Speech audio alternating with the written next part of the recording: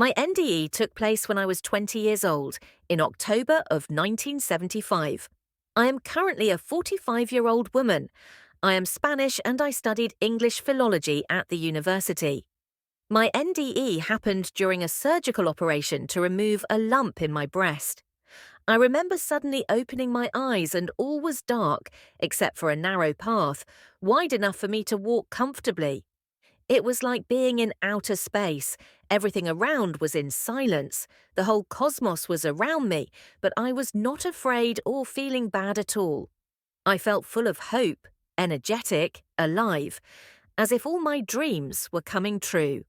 All at once. The path I was walking on was very, very bright, and I could see the end of it almost from the very beginning. Someone was waiting for me where the path ended. I knew it was Jesus. He was tall and strong, with long dark hair and a wonderful tender smile.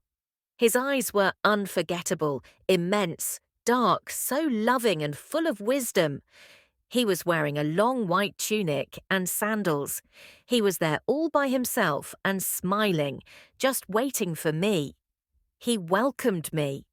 He didn't say a word, I didn't either, but we were communicating without talking. Our minds were very close, and after a second, we were inside what seemed to be a spaceship. I didn't see it from the outside, just from inside. It was a room full of lights, and several men were sitting at their posts, getting the controls ready to take off. Jesus introduced all of them to me. She is our new passenger, our guest. No words. And they all greeted me. No words. Just smiling, in the middle of their routine work with the controls of the spaceship. Their clothes were very different from that of Jesus. They were dressed in astronauts' clothes, light and bright too, but very sophisticated, futuristic, far from the way Jesus was dressed. Then, suddenly, when I was getting comfortable and ready to stay there, he took me out again.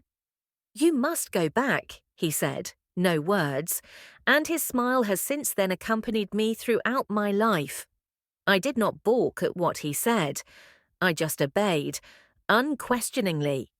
He was my friend and my boss, no doubt about that.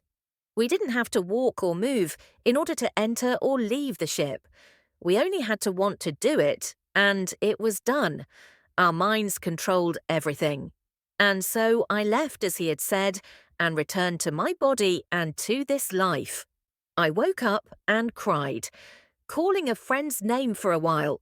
Maybe I subconsciously knew that my friend would be the only one who would understand what had happened to me,